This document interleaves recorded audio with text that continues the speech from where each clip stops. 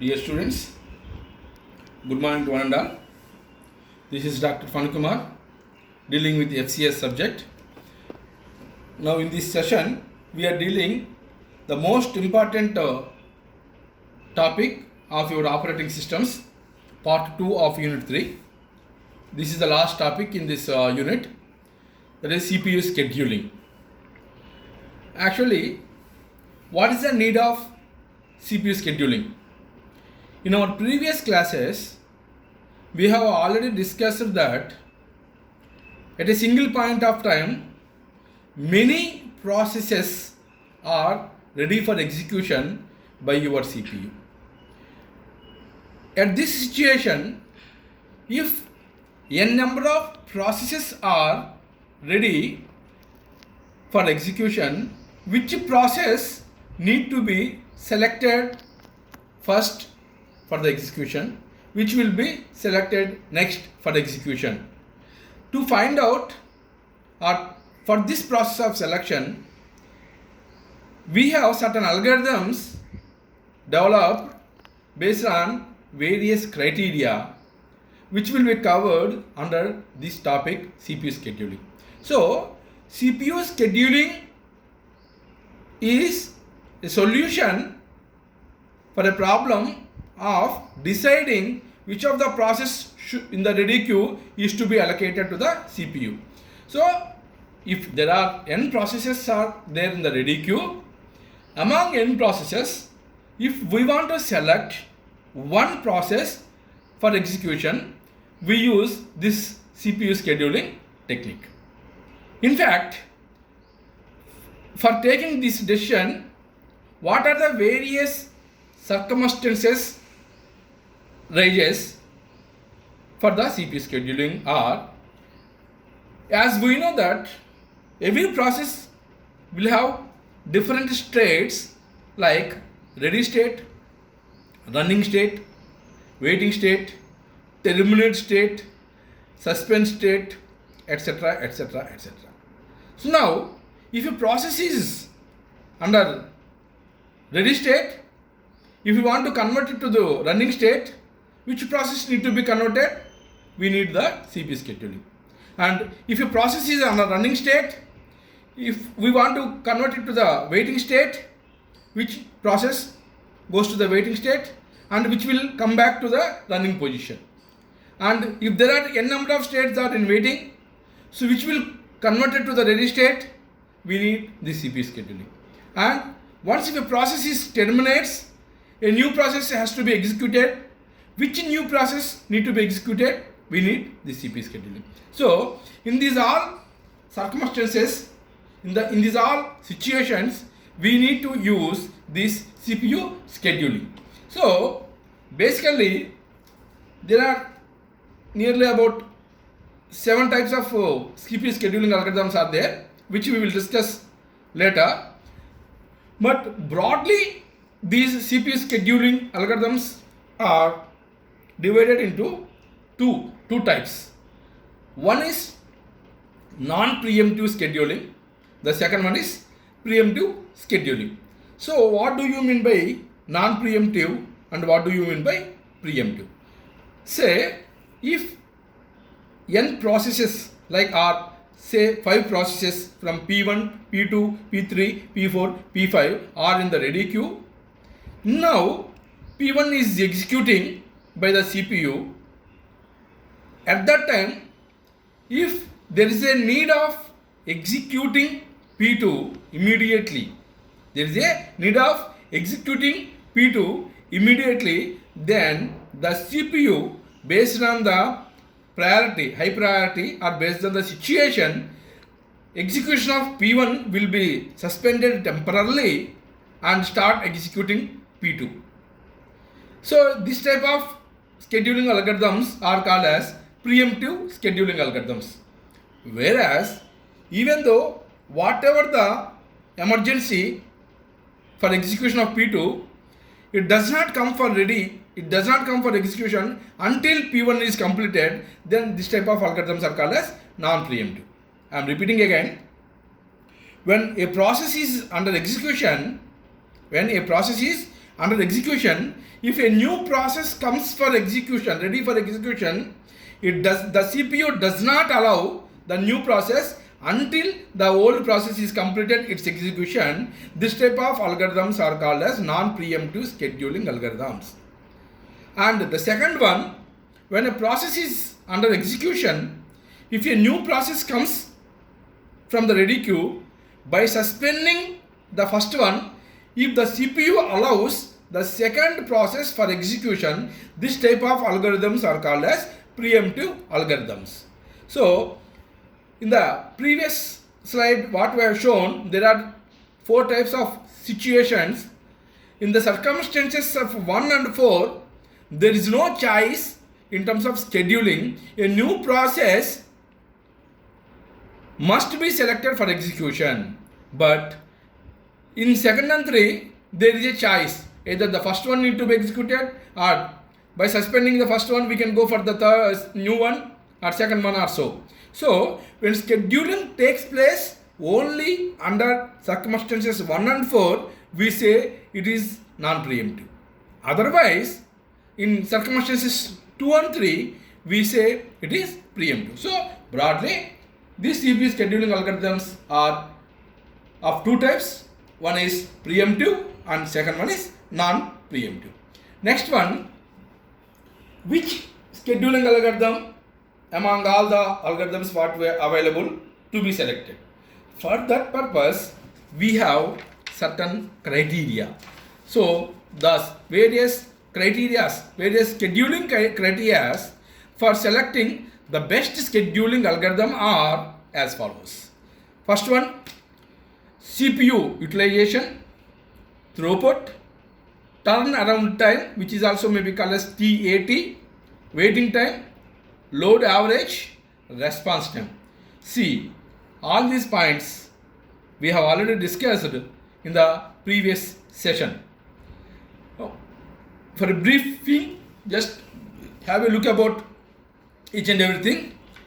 As I told you, CPU utilization means how far your CPU is kept busy increases the CPU utilization. So, usage of CPU should be 100%.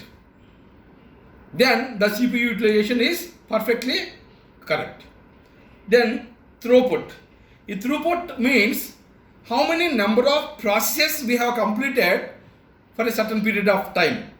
As you know, if as more number of processes are completed in a single unit, the efficiency of the CPU will be increased. So, the scheduling algorithms what we have to choose should be such a that the number of processes being executed for a time quantum should be more. And the third one, turnaround time. This turnaround time is nothing but whatever the processes that are ready in the ready queue comes for execution. So the gap between ready and the execution time is called as turnaround time. Means you are now ready to answer for my question, but your time will come when I ask you only to answer that. So from the time of readiness till I ask you for answering the question, this gap is called as turnaround time. So sometimes even though you are comes for execution or something, because the process is busy with the CPU is busy with another process, you need to wait for some time. So this is called as waiting time. So load average or average time means, say a process 1 needs 2 seconds, process 2 needs 5 seconds, process 3 needs 8 seconds to complete. But after completion of all these 3 processes, there is certain time will be fixed. So when the total time that is completed by 3 processes is divided by 3, then that comes to the load average or average waiting time. And the response time is nothing but the amount of time it takes from when a request was submitted until the first response. Means you have submitted a request that you are ready for execution, and the CPU gives you response very first time, this is called as the response time. See, among these criteria, always the CPU utilization and throughput are maximized. So, this algorithm what we have to choose should be the best such that the utilization of CPU and its throughput should be maximized and other factors can be minimized. So, these are the various criteria that we have to select while choosing an algorithm.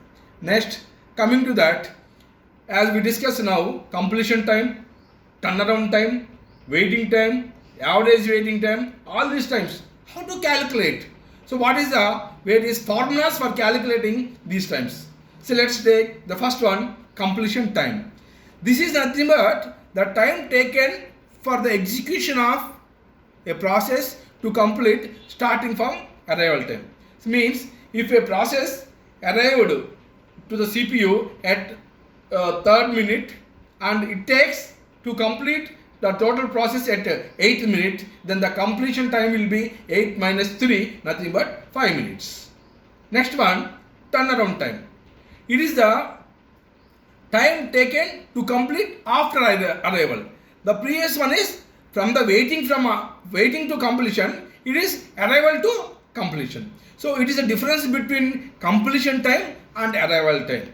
So it may be waiting from long time, but when it arrives to the execution of a processor, that is arrival time and completion time. So waiting time, arrival time, completion time are different. Waiting time may be so long, but arrival time may be start of the execution. Completion time is the end of the execution. Next, the third one is waiting time. So the total time the process has to wait before its execution. Maybe when you start executing, when you start the CPU, there is a queue, ready queue is there. In the ready queue, 10 processes are ready. But the 10th process waiting time is more or high than the first process. Because till it completes the 9 processes, the 10th process should be under waiting position. So this is the waiting time of a process. So it is a difference between the turnaround time and the burst time. What is burst time? Burst time means it is nothing but total time to complete the process is called as burst time. Turnaround time means total process required for completion. So completion minus required is equal to the waiting time. Next one is average waiting time. As we have discussed now, the average waiting time must be very less. So this AWT is the average of the waiting times of all the processes in the queue. Means if there are n processes, each process will have its own waiting time, and by adding all those waiting times of all the processes, we divided by n will be the average waiting time. So here for every scheduling algorithm, it is crucial parameter to judge its performance. But the performance of a scheduling algorithm depends upon the average waiting time. Means the lower the average waiting time, the better the scheduling algorithm. So whichever the scheduling algorithm that you choose, the algorithm's average waiting time should be very low. That will be the best scheduling algorithm. Now let's have a look about the different types of scheduling algorithms. So as it is given on the screen, there are 7 types of scheduling algorithms here given. Broadly, we can divide these 7 types into 2 parts. The first 4, actually first come first serve, shortest job first, priority, round robin, are the 4 is one category. The remaining 3, multi-level queue, multi-level feedback queue, multiple processor scheduling algorithms. These 3 are indirectly using the above 4. So the above 4 are the basic CPU scheduling algorithms, and the remaining 3 are using the above 4 algorithms indirectly in themselves. So first let's have a look about the first 4 algorithms. Before I am going to explain the technicality of the first 4 algorithms with the example, let us discuss about some real-time examples for better understanding of these first 4. The first one you take, first come, first serve. For this, let us take an example of railway reservation system. In the railway reservation system, ticket counter generally, don't forget about online reservation. You go to railway station for buying a ticket. Here, buying a ticket, we consider them into three categories. One is reservation for after 1 month date, and buying a ticket for current date, for today, the trains which may be coming, we may need to buy the ticket, or buying a ticket as a platform ticket. See, reservation ticket, current booking ticket, platform ticket. So, assume that in a small town, there is only one queue. There is only one queue for all these types of tickets. Reservation time, only one queue, same queue. The same queue you need to buy current train ticket, and the same queue you have to buy platform ticket also. So, in this, whoever will enter first in that queue will come out first from the queue after buying the ticket. So there is no different entries, there are no different exits, only one entry and one exit are there. So this is called as first come first serve. Whoever will enter first into the queue will come out first from the queue after buying a ticket. This is the example for the first come first serve. But what is the disadvantage of this? Let us assume the person in front in the queue is meant for reservation. So he is having some reservation forms in his hand for onward journey, for reverse journey, and more than 6 passengers. If it is more than 6 passengers, you need to have 2 reservation forms. So 2 forms for onward, 2 forms for return journey. So that counter person who is going to issue the ticket need to process all these 4 reservation applications, which takes much time, maybe 24 seconds or so, 24 minutes or so. Very next to that person is just want to enter into the platform, and he needs a platform ticket which takes only maybe 1 minute. So what will happen here? The person who wants to complete his process within 1 minute is need to wait for the person who wants to complete the total reservation process. Means how much time it is? 24 minutes is required to complete the 4 reservation applications. However, a person second who needs only a platform ticket which takes only 1 minute need to wait for 24 minutes. This is very big problem. See, one more problem in this first come first serve is the third person who is waiting in the queue is want to buy a ticket for the coming train. By that time, the first one completes 24 minutes and the second one completes 1 minute 25 minutes.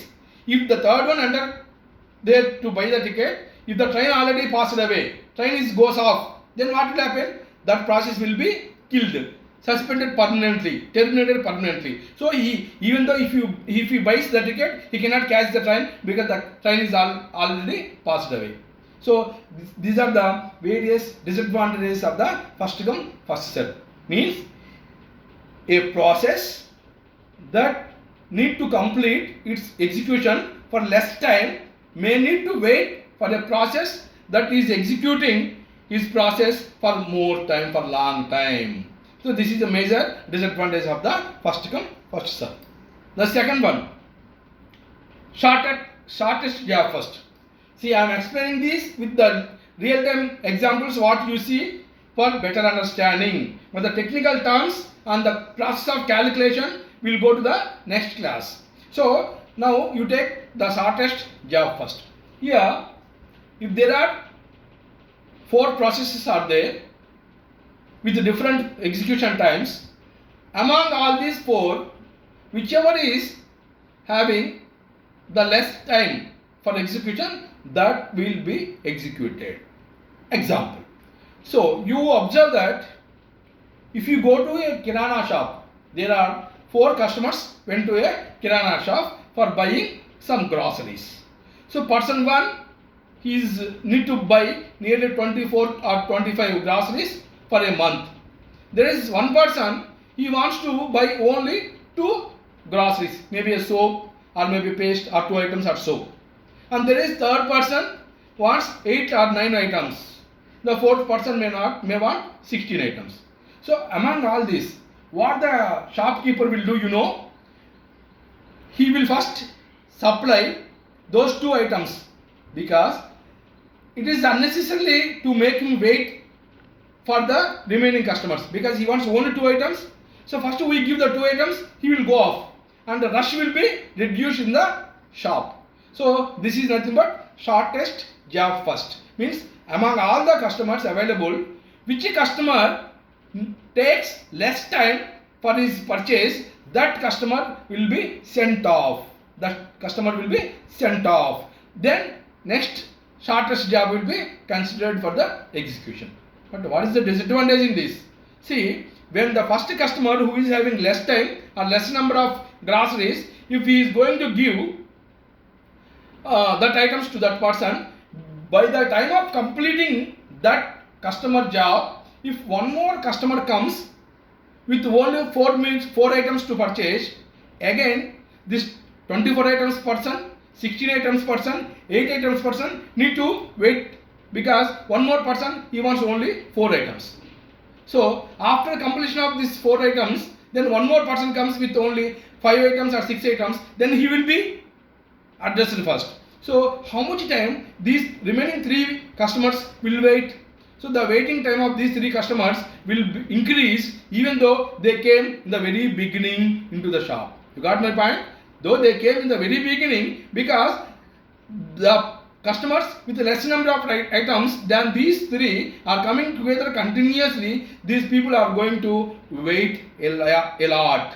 So this is one of the disadvantages of the shortest job first. Now coming to the third one, priority basis. You just see, you consider myself only. I am sitting in my room and doing some work. Now a student came for his problem, for his grievance. So he is there, and immediately when I want to address the student, one faculty or one HOD is also came there to discuss about something. So when I thought of addressing these 2, the attender came and told me that chairman sir is calling me.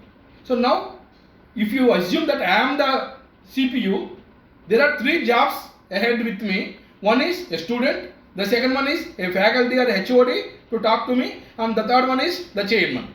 So which job or which process I need to execute first? Obviously I have to attend the chairman sir, because that is the highest priority as an employee to me. So in this situation, even though there are n number of jobs are ready with the CPU to execute, a process will be selected by its priority. All the jobs are there ready. Which process I need to now execute? So this selection will be based on the priority of the process. Now here, along with the completion of the time, priority also will be given to each process.